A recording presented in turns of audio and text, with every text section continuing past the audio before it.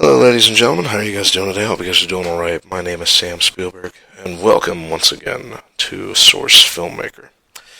It's about 1:30 in the morning, and I am not able to sleep. So what the hell?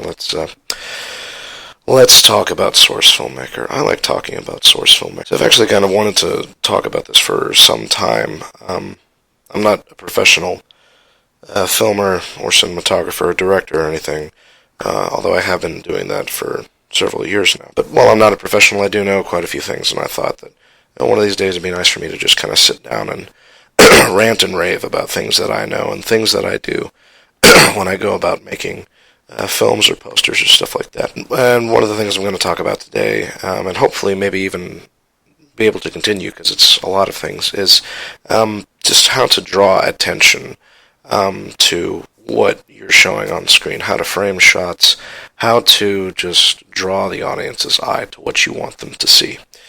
Now, there's a variety of ways that you can do that. The primary way, of course, is through the camera. The camera is is what you use to show off your poster, your film, or whatever, and proper camera placement, framing the shot properly with your camera. That can very much make or break your film. You can also draw attention to certain things, of course, using lighting and even audio and stuff like that. So, again, there's potential for a whole series of tutorials here. But for now, I'm just going to kind of focus on the cameras. Just kind of talk about how the cameras work in Source Filmmaker and ways that you can use the camera to draw attention to what you want or need to show the audience. And this is not really a tutorial. It's really just more of me just kind of ranting about cameras and positioning and stuff like that. So, again, I'm not a professional, and most of what I'm going to be talking about, most of what's going to be coming from my mouth is going to be stuff that I've learned from myself or from talking to other people or watching other films or watching other tutorials and stuff. I would recommend going to check out Jimmer Lins and Zachariah Scott. Shout out to those guys. And really anyone else who is willing to talk about Source Filmmaker, I would say go listen to them and see what they have to say. But for now, it looks like you're here to hear what I have to say, so I'm going to go ahead and start talking. So I have a pretty simple setup here. It's just a scout, and he has a real quick facial reaction. My mouse is glitching out. That's not good. He has a real quick facial reaction. Nothing impressive.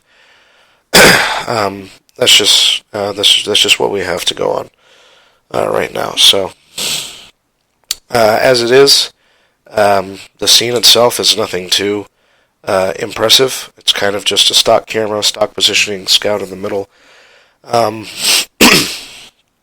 Yeah, so nothing really fancy going on here. And technically speaking, we don't really need to have it fancy. So, taking a quick analysis of this shot, let's just go ahead and look at it. So the whole point of the shot is Scout goes from blank face to shocked face. So obviously there's something going on that the Scout is seeing. If we can look a little bit closer, I'll just maximize the viewport a little bit. Really looking over it, we just see that he's looking at something potentially off screen behind us or something like that. And it's obviously shocking. Now, that is the point of this shot, and we can see that. So technically speaking, we're done. That's the end of this rant. I mean, we've got a camera, we've got a scout, we're showing it. That's all we really need. That's all that we really need to show, and we're showing it right here, right now. So technically speaking, this can be done.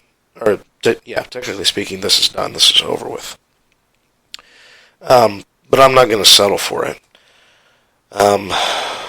Film is, as much as film is about showing what you need your audience to see, it's also about making sure that you take out what the audience doesn't need to see. It's also about hiding what you don't need to show. A general rule for me when I'm making a film or poster, and even a good general rule for when I'm animating, is if you don't need to show it, don't show it. A good example actually is if you go to the Meet the Soldier session file, which is included inside of Source Filmmaker. You can actually, let me see if I can open it up right quick.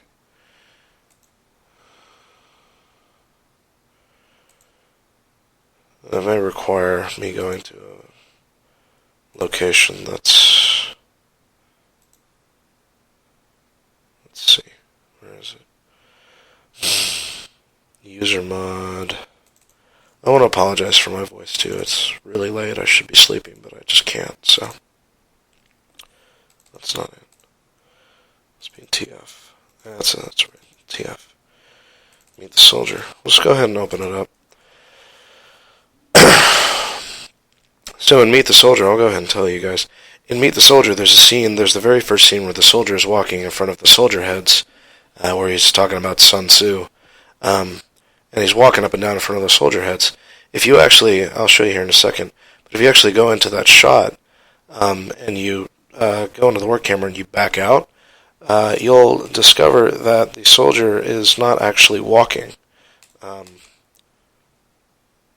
He's just in a single position. So you see, he's not actually walking. He's just moving up and down, and he's only moving from the torso up. So, and that's all the camera is showing. We don't need to see anything else. It looks like those soldiers, looks like those helmets, yeah, they use my modified texture. Oops. But yeah, so that's a good example of what I'm talking about, is you don't need to show everything. If you don't need to see it, then don't show it. So that's the example we're given with here. The Scout isn't doing anything else. We don't need to show the full body Scout. We don't need to show the rest of. We don't need to show what's going on around him either. By the way, if you wanted to know how I did that, it's hold Control and then drag the mouse. It's good for selecting things. But yeah, so the only thing that's moving is the Scout's face. And that's the only thing we need to show. We don't need to show his body. We don't need to show anything in the background or in the foreground, really. So let's mess with the camera here. So let's go ahead and just move it up close. Now, I haven't modified the camera except its position. It's still using stock everything. We'll go over these settings in a second. Now, this is a little better.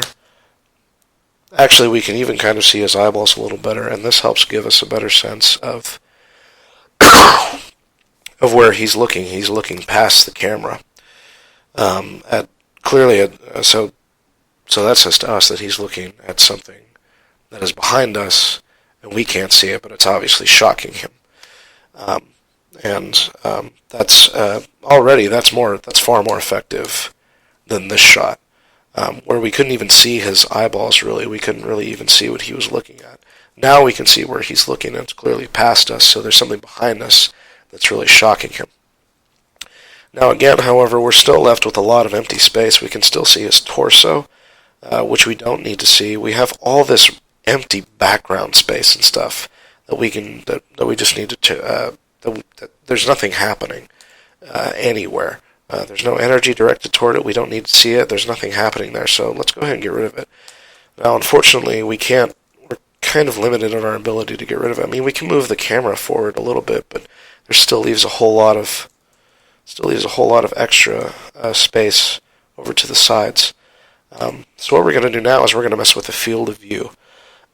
So one way, of course, to get proper positioning as well as to draw attention is the positioning of the camera. The positioning of the camera at this point in time, if we go back, the positioning is pretty good. The positioning is pretty good. It's up front and center. He's clear in the center of the screen. It's pretty good. But there are a couple other things that we could do. One to help minimize useless space, and also to help make it kind of interesting. I'm going to talk about. Well, right quick, I'm going to mention a couple ways that you can make your shots more interesting. There are a couple small basic rules as well as techniques to proper framing. Let me also go ahead and say that there is no wrong way to frame a shot.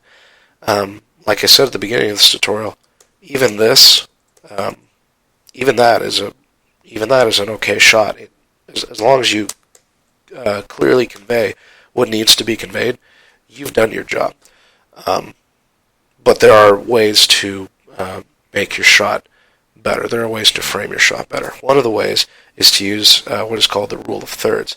The rule of thirds is basically to set up a grid, basically divide your screen up into a tic-tac-toe board.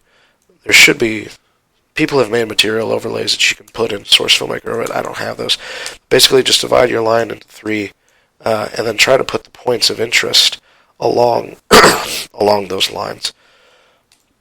So an example here would be to take the scout's eyeballs and put them along the upper third, or we could even move to the side here and put his eyeballs along the cross of the upper and left third. So his eyeballs kind of are at that cross, they're at that intersection. That's where we could put his eyeballs. Those are just ways to help generate more interest. So that was just a quick, brief thing. But right now we're focusing on trying to get rid of all this extra headspace and stuff. So what we're going to do is we're going to mess with the field of view now, because we've gone pretty much as close as we can to the scout with the current field of view settings. But I don't like the field of view as is anyway. It's an alright field of view. But we're going to mess with it. And I'm going to talk about this little tab up here called the Lenses tab. Now in real-world films, and I'm just going off of what I know, I'm not a professional, but in real-world film, you have a bunch of lenses that you can use. You got your, when you use your shoe with you got a lot of lenses. 35, 50 mil, 85 mil. Those are probably the most common lenses, and those are all used for getting different. Those are all used for getting different kinds of shots and whatever. And Valve has written inside Source Filmmaker little presets for the cameras that supposedly mimic real-world lenses. So we go up to this Lenses tab after we select the camera, and we can mess with these sliders that give a preset for real-world lenses. Just to kind of give a quick overview of what these lenses are. A 10, so we've got our 10, 14, and 17, and to a certain extent 24 mil. This small group right here, these are all for like wide shots. They have a wide field of view. They show a lot on the screen. So if we wanted to have the scout run from right to left, we'd probably use a 14, a 17, maybe even a 24 if we needed to show it real tight or something like that. That's not what we need though, so we're left with a couple more options. We could use our 24 millimeter lens, which is better for medium range. Our 35 mil, which is also better for medium range, and our 50 mil, which is good for medium range as well. In fact, I think we're actually going to use the 50 mil. Now, if we wanted something extreme, like Michael Bay or something like that, we would use an 85 or 105. These are like, actually, we're going to use the 105, because that's actually pretty good. These are equivalents to essentially telephoto lens. And the reason I brought up Michael Bay is because he uses telephoto lens a lot, especially if you're like making the hero shot or something like that. If you need to look up at something, if you need to make some massive scale, telephoto lens is really good. If you want to kind of make something small in the foreground but really big, small in the background but really big in the foreground, you would probably use a wide lens. So we can get an extreme example over here where his hand is really big in the foreground, but his face is kind of off in the background. So that's just some extreme examples of using those lenses. So, but for now, we're going to use the 105 millimeter lens because that's actually pretty good. And I'm going to go ahead and mention why we're using the 105. The reason we're using the 105 is because it helps crop out a lot of useless space. Going back, Control-Zing to what we previously had. This is back to our 50 mil or something like that. This works. This cuts them off probably at about the nipples or something like that, just at the shoulders or something like that. So that's actually a good place to cut them off. We've got a little bit of headroom. If we wanted to make like a 2:35 aspect ratio or those like black bars or whatever, this would be a really good shot. We do have some extra headspace in here that we don't really need, so that's where the 105 mil would come in and say, yeah, we'll just crop that out. So that's why I'm using the 105. because it focuses on the face, which again is our prime focus, because that's where the emotion is coming from, that's where the action is, and that's what I need you guys to see right here, right now. I also need it to be in the I also chose for it to be in the center of the screen because that just helps convey it. I may change that here in a second, but so that's why I'm using the 105, because it crops out the sides, it removes a lot of unnecessary headroom, and it draws attention to where it needs to be, which is the scout's face as it changes from plain to shocked. So that's a very small example of using the camera to draw attention to where you need it to be. And of course, we can just kind of get fancy a little bit here to help also kind of emphasize that there's something behind us that we're not quite aware of. I'm just going to kind of bring it down and kind of also bring it off to the side, so that and kind of tilt it to where we have a little bit of room, to where we have a little bit of empty room. Now, in this case, the empty room is okay because we have the scout looking in this direction. The energy is being directed toward the right side of the screen. If I were to take the same camera and move it over here, this doesn't work as well, because even though the scout is looking behind us, our eyes are drawn to this massive space over here. We can't see what the scout is looking at, so we're going to go ahead and try and look at what's over here, but there's nothing over here. So that's kind of a bit of an awkwardly framed shot, because the energy is being directed this way, so we would want to have our eyes directed this way. And of course, also, if we had another shot, we would cut here, and then the next shot would show what the scout is looking at, or something like that. So that's a rather proper way to frame up that shot, and I like that. We're going to keep that. Yeah. So I don't know about you guys, but that made a lot of sense to me. So hopefully that made sense. That's one thing that I see a lot of new people to Source Filmmaker do, is they just keep the stock camera, they keep it at the same settings. The camera is a very powerful tool. There's actually a lot of other settings over here that I could talk about, but I'm kind of running out of time, and I just want to focus on this one. Not to mention there's also a whole bunch of other ways that we can direct attention and stuff.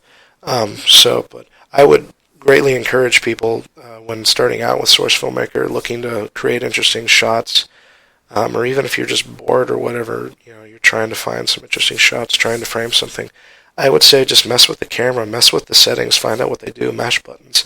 And especially if you have to mesh any buttons, mash the slider buttons. They're just real fun to use, and they force you to come up with some interesting camera angles as well. I remember when I first discovered these, I was just messing with them all the time, trying to find interesting... They would force me to find interesting camera angles a lot of the time. There's a real example of some kind of Michael Bay hero shot right there. We kind of swoop up, something like that. Yeah, so mess with the camera, mess with the lens presets. That'll really force you that'll really force your hand to try and come up with different camera positionings, different camera framings and stuff. Well, I think I'm going to touch on one more thing, and that's about it. One other way to really help draw your audience's eye to something is by using these two things right here, focal distance and aperture. The focal distance controls the focal point of the camera. It controls what's going to be in focus and what's not. The aperture controls how blurry everything outside of the purple plane is going to be. We can turn that purple plane back on. So everything along the line of everything that's on the purple plane is going to be in focus. Everything before it and after it is going to be blurred out, and the aperture controls how blurred out it's going to be. So we're going to crank it all up just to see an extreme example. Crank up these render settings. Depth of field. We don't need motion blur. We'll get rid of that plane. And now you can see that the background has become really blurry, or hopefully you can see that. So that's a real good way to help draw attention, really help draw your audience's eye to what you need them to see. It's to just blur out everything that's completely unimportant, and to block it off as much as possible.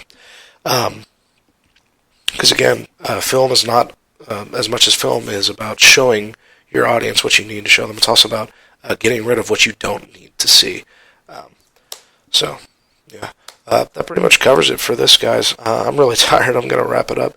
If you guys have any questions about this little rant, if something didn't make sense or you missed something, or if you have any other questions about the cameras or anything else I said, or source filmmaker, or anything in general, you know what? Just feel free to write a comment. I'll do my best to get back to you as quickly as I can. I may continue this series. Like I said, there's a lot of other things I could talk about in terms of drawing your eye to, in terms of helping draw your audience's eye to certain things and whatever, and framing and lighting and all sorts of stuff. So I may continue to do that. If you guys want me to continue to do that, please feel free to let me know.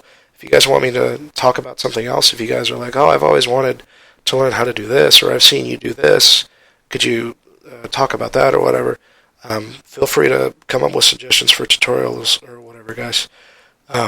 So, yeah, that's pretty much it, guys. I hope you guys found this useful and not confusing in any way. And that's pretty much it. I hope you guys enjoyed, and I'll see you guys next time. Take care.